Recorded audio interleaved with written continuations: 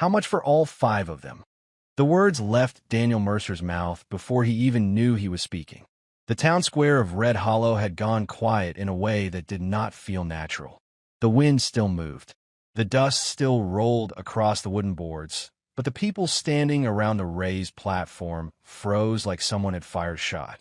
A man in a gray vest was dragging a small girl by the wrist toward a waiting wagon. She could not have been more than 9. Her braids were uneven, her dress too thin for October, and her shoes did not match. She stumbled, but did not cry. Behind her stood 4 more children. The oldest boy had blood on his lip, not fresh, dried, like he had been hit earlier and had already decided not to make a sound about it. A younger boy stood beside him, thin and shaking, holding the smallest child's hand. Meant the smallest was a girl, maybe 4. She clutched the hem of her sister's dress and stared at nothing. The man in the vest turned slowly. "What did you say?" he asked. Daniel stepped forward. He was tall, broad-shouldered, with wind-burned skin and tired eyes that had seen too many winters alone. "I said," Daniel repeated, steady now, "how much for all 5? A murmur moved through the crowd. The man in the vest adjusted his collar. "These children are county wards," he said smoothly. "They're being placed in respectable homes. That why you're splitting them apart?" Daniel asked. The man's smile thinned. "It is not your concern." The oldest boy stepped in front of the others. Even bleeding, even shaking, he stood straight. "We ain't going separate," the boy said. The man grabbed the girl's wrist again. "But you do not get to decide that." Daniel's hand closed around the man's arm. Not hard, just enough. The man looked down at Daniel's grip, then up at his face. The crowd leaned closer. "I asked you a price," Daniel said. "All 5. The girl was released. She stumbled backward, and the oldest boy caught her without looking away from Daniel. The man in the vest cleared his throat. "Name's Theodore Clean, acting guardian for the county." "And you are?" "Daniel Mercer." Clean studied him. Old boots, worn coat, a Colt at his belt, no ring on his finger, no sign of family. "You got a wife?" Clean asked. "No." "Experience with children?" "No." A few people chuckled. Daniel did not smile. Clean folded his arms. 5 children is not a small burden. Food, clothing, schooling. What a single man taking in 3 girls raises questions. Daniel's eyes went cold. "You can ask your questions after you answer mine." The wind pushed dust between them. Clean named a number. It was high. Too high. More than Daniel had in his pocket. More than most men in Red Hollow would see in a year. Daniel did not blink. "I'll bring it," he said. "You have 1 hour," Clean replied. "After that, they go on the wagon." Daniel turned toward his horse. The smallest girl tugged his sleeve. He looked down. Her eyes were wide and dark, filled with something that was not hope and not fear. Just waiting. "You coming back?" she asked in a whisper. Daniel crouched, so he was eye level with her. "What's your name?" he asked. "Lily." He nodded. "Lily, I'll be back before you can count to 20. She thought about it. "I only know up to 12. Then I'll be back before 12. The girl nodded once, serious as a judge. Daniel stood and met the oldest boy's stare. "You ain't coming back," the boy said flatly. Daniel held his gaze. 1 hour. He rode hard. 10 miles west, past dry creek beds and broken fence posts, to a small ranch house that had been quiet too long. Inside the barn, under loose boards, he dug up a tin box. 7 years of savings, cattle drives, railroad shifts, nights sleeping under wagons, every dollar he had not spent because there had been no one to spend it on. He counted it once, then again. 5 children. Winter in 6 weeks. A roof that needed fixing. He closed his eyes and saw the smallest girl's face. He saw the blood on the boy's lip. He shoved the money into a leather pouch and rode back. Clean was waiting. He counted the money twice, slow and careful. Then he handed Daniel a paper to sign. "You default. County takes him back," Clean said. "Understand." Daniel signed. Clean leaned closer. "You better make sure you're fit, Mercer. Men are watching." Daniel did not answer. He turned to the children. "All of you," he said, "come with me." They did not move at first. The oldest boy stepped forward. "Where?" "My place. 10 miles west." "And then what?" "Then you eat, you sleep, you wake up tomorrow, and you're still there." The boy studied him. "What's your name?" "Daniel." "You in charge?" Jacob. Jacob nodded once. Daniel looked at the others. The girl who had been dragged stepped forward. I'm Clara, she said quietly. She held the smallest girl close. The younger boy swallowed hard. Noah. The middle girl, maybe 6, held a rag doll missing one button eye. I'm Rose, she whispered. Lily still held Daniel's coat. Daniel nodded at each of them. You hungry? He asked. Rose nodded fast. Jacob did not. They climbed into Daniel's wagon. Jacob chose the back where he could watch the road behind them. The ride was silent for the first mile. Then Rose leaned toward Daniel. You got animals? Chickens, he said. Mean ones. Rose almost smiled. Noah kept his head down. His hands trembled in his lap. Clara rocked Lily gently, humming something soft and broken. When they reached the ranch, the sun was sliding low. The house was small, crooked porch, one shutter hanging loose. Jacob looked at it. That's it. Inside was one table, 3 chairs, a stove, a loft. Jacob counted. Not enough beds. I'll fix that. Daniel lit the stove. He pulled out what he had, beans, cornmeal, salt pork. He cooked slow and steady. When he set the bowls down, something inside him shifted. Noah curled over his bowl and ate fast, shielding it with his arm. Rose fed a bite to her doll before she ate. Clara did not eat at first. She spooned small bites into Lily's mouth. Jacob waited until everyone had food before he touched his own. Daniel watched all of it. Plenty more, he lied gently. After dinner, Rose approached him. Are you going to hit us? She asked. The question hit harder than any fist. No, Daniel said. Nobody's hitting anybody here. She searched his face, then nodded. They climbed into the loft. Daniel stayed by the stove, staring into the fire. Above him, he heard whispers. Clara humming. Noah's breathing too fast. Jacob shifting, never fully resting. And Lily, at first silence, then a small sound. Not a word, just air moving differently. Clara's humming grew softer. It's okay, Clara whispered. Daniel leaned back in his chair. 5 children. No money left. A county official with sharp eyes. Winter coming. And for the first time in years, the house did not feel empty. It felt full. 3 days later, someone knocked on his door. Daniel already knew it would not be good news. The knock came slow and heavy, like the man on the other side already owned the place. Daniel was at the table, mending a broken chair leg. Jacob was splitting wood outside. Clara was teaching Rose letters in the dirt with a stick. Noah sat near the chicken coop, watching the birds with quiet focus. Lily was on the porch steps, holding her rag doll and whispering to it like it could answer back. The knock came again. Daniel stood. Jacob, he called. Jacob appeared in the doorway, axe still in his hand. Inside, Daniel said. Jacob hesitated. Then he stepped in, setting the axe by the wall but staying close. Daniel opened the door. Sheriff Walter Briggs stood there, hat in hand, eyes tired. Behind him was Theodore Clean. Clean's smile was thin and practiced. Afternoon, Mr. Mercer, Clean said. Daniel did not invite them in. What do you want? He asked. Clean looked past him into the house. Routine check. Sheriff Briggs shifted his weight.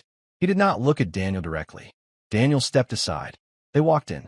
Clara pulled Lily closer. Rose stood up quickly. Noah froze where he was. Jacob moved in front of the girls without being told. Clean looked around slowly. Small place, he said. It's dry, Daniel replied. Food. Daniel lifted the pot lid on the stove.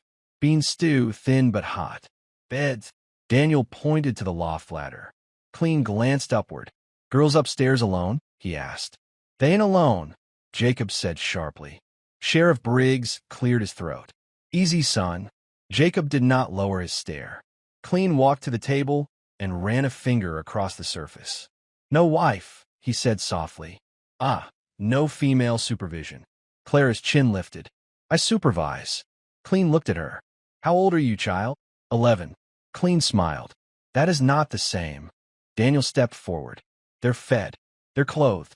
They're together. For now, Clean replied. The words hung in the room.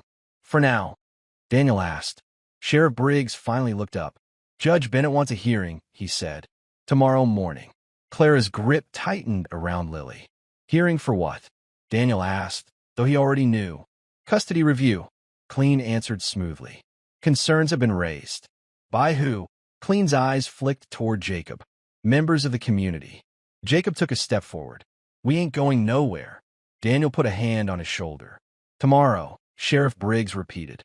9 o'clock, county courthouse. Clean turned to leave. At the door, he paused.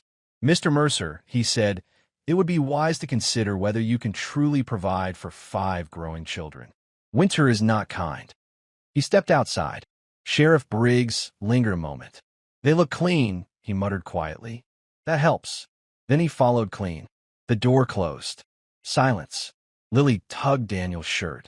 They taking us? She whispered. No, Daniel said, but his voice did not sound as sure as he wanted it to.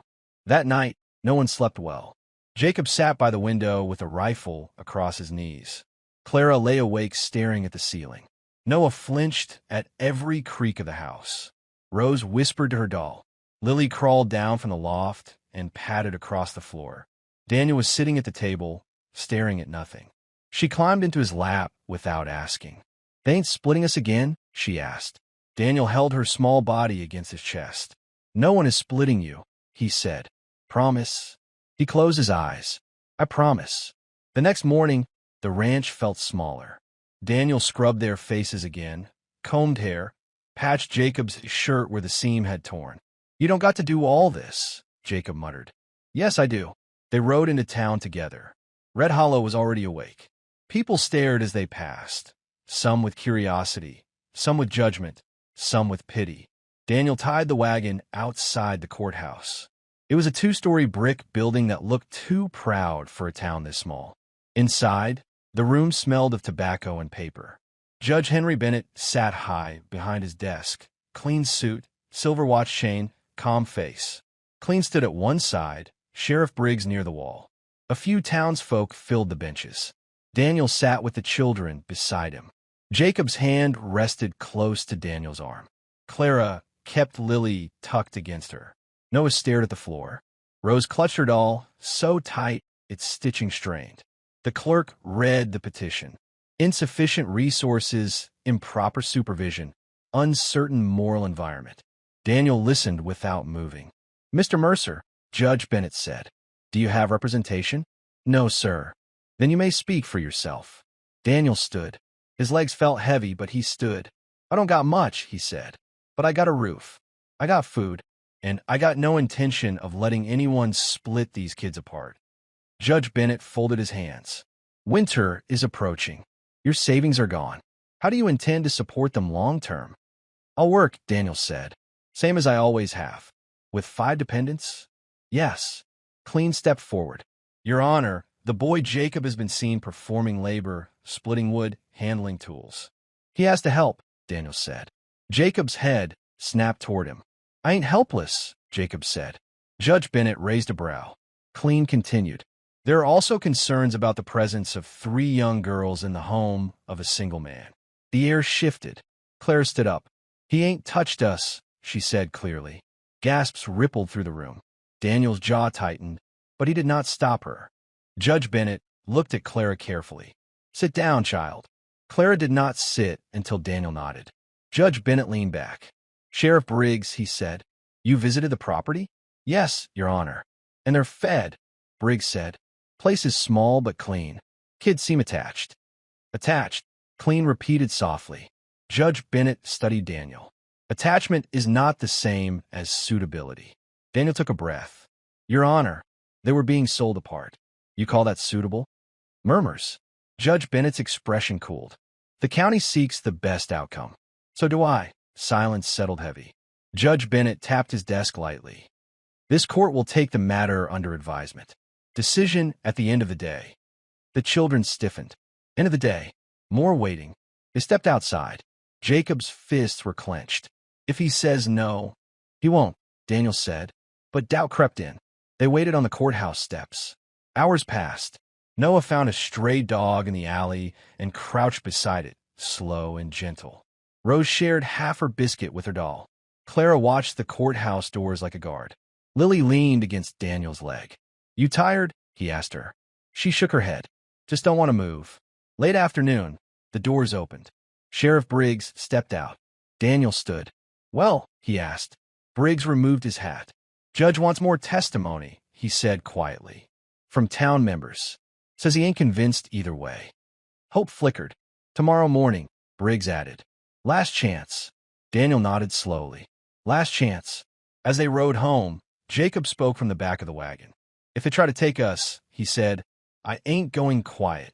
Daniel glanced back at him. I know.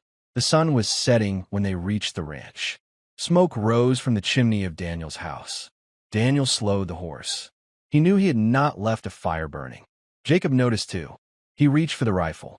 Daniel climbed down carefully. The door opened. A woman stepped out. Late 50s.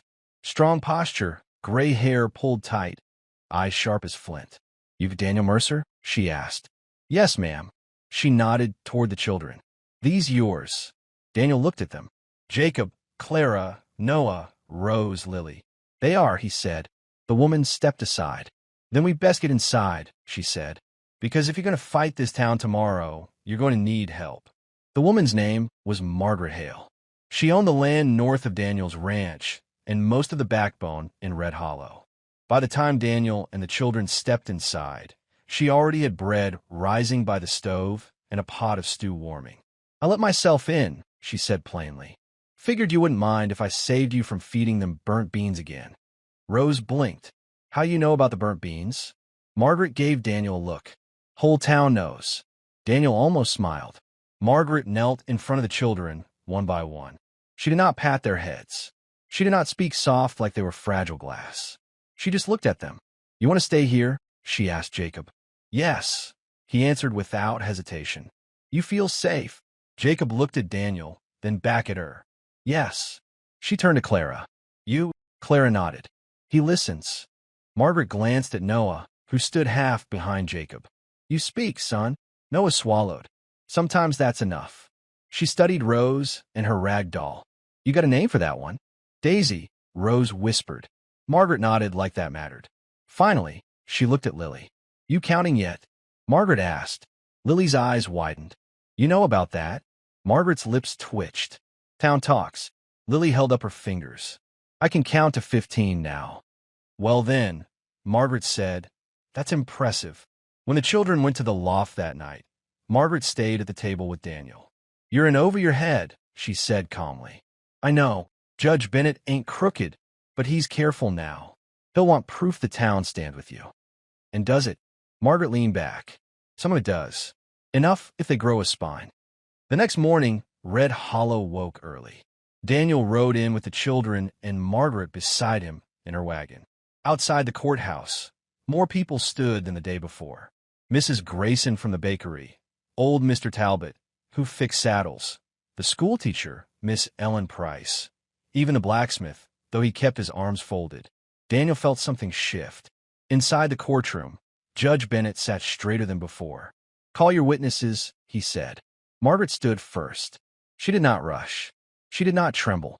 I've known Daniel Mercer for 6 years, she said. He keeps his word, pays his debts, keeps his animals fed before himself. She pointed toward the children. I visited that house. Those kids are clean. They are together, and they look at him like they expect him to stay. She turned to the judge. You planning to teach them different? A murmur rolled through the benches. Next came Miss Price. The children enrolled yesterday, she said. They were polite. The older girl reads well. The younger boy shows care with animals. The smallest clings to her sister, but not in fear. She paused. I've taught for 12 years. Neglected children look hollow. These do not. Mrs. Grayson stood next.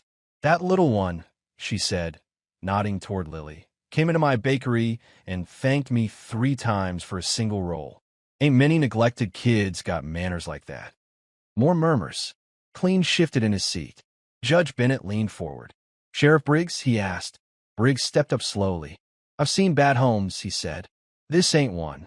The room went still. Clean stood abruptly. Your Honor, sentiment does not replace stability. Winter is harsh. Mr. Mercer has limited income. Daniel stood. Then I'll take more work, he said. I'll drive cattle nights if I have to. I ain't asking the county for a dime. I'm asking you not to break them apart. Judge Bennett's gaze moved to the children. Jacob, he said. Jacob stiffened. Yes, sir. You understand what this means? If you remain, You remain under Mr. Mercer's authority. Jacob's jaw tightened. I've been under worse, he said. Clara reached for Lily's hand. Judge Bennett looked at Clara. You feel safe in that home? Clara met his eyes. Yes. Noah's hand shook, but he raised his head. Yes, sir. Rose hugged her doll and nodded, but Lily slid off the bench. She walked forward before anyone could stop her. She stopped in front of the judge's bench and looked up. Sir, she said, small but clear. He came back. The room froze. Judge Bennett blinked. Came back. He said he would, Lily explained. And he did. Silence stretched. Judge Bennett looked at Daniel for a long moment. Then he looked at Clean, then at the townsfolk filling the benches. Finally, he tapped his gavel once. This court finds no sufficient cause to revoke custody. Air rushed out of the room all at once. The children will remain with Daniel Mercer, subject to annual review. Daniel's knees nearly gave. Margaret squeezed his shoulder. Jacob did not move at first. Then Clara began to cry. Rose laughed and cried at the same time. Noah let out a sound that was half sob and half breath he had been holding for weeks. Lily turned to Daniel. We staying? She asked. Daniel knelt and pulled her close. You're staying. Jacob stood slowly. He looked at Daniel like he was trying to memorize his face. You fought. Jacob said quietly. Yes. For all of us. Yes. Jacob hesitated. Then he stepped forward and wrapped his arms around Daniel's shoulders tight. Not like a boy, like someone who had decided. Clara followed, then Rose, pressing Daisy between them. Noah stepped in, still shaking, but steady enough. Lily climbed onto Daniel's knee. All five holding on. The ride home felt different. Not silent, not heavy, just full. Back at the ranch, Daniel set an extra log on the fire. Margaret stood at the door. They'll test you again, she said. I know. You ready for that? Daniel looked up at the loft where the children were already whispering and laughing. Yes. That night, the house creaked under wind. Snow began to fall outside. In the loft, Lily shifted. Daniel heard it. Then a small voice drifted down. Daniel? He looked up. Yes, Lily. She hesitated, then spoke, soft and careful. Papa. The word hung in the dark. Daniel's chest tightened. He climbed the ladder slowly. Jacob watched him, but did not stop him. Daniel sat beside Lily. You sure? He asked gently. She nodded. You came back. Daniel swallowed hard. Jacob cleared his throat from across the loft. He did, he said. Clara leaned against Daniel's shoulder. Noah pressed closer. Rose placed Daisy between them, like she belonged, too. Daniel wrapped his arms around all five. Outside, the snow covered the ranch. Inside, the stove burned steady. Five siblings had held hands and followed a stranger home. Now, they held on to something stronger. Not blood, not paper. Choice. And Daniel Mercer, who once lived in a house too quiet to bear, listened to the sound of children breathing in their sleep and understood something simple. Some promises cost everything, and they are worth it.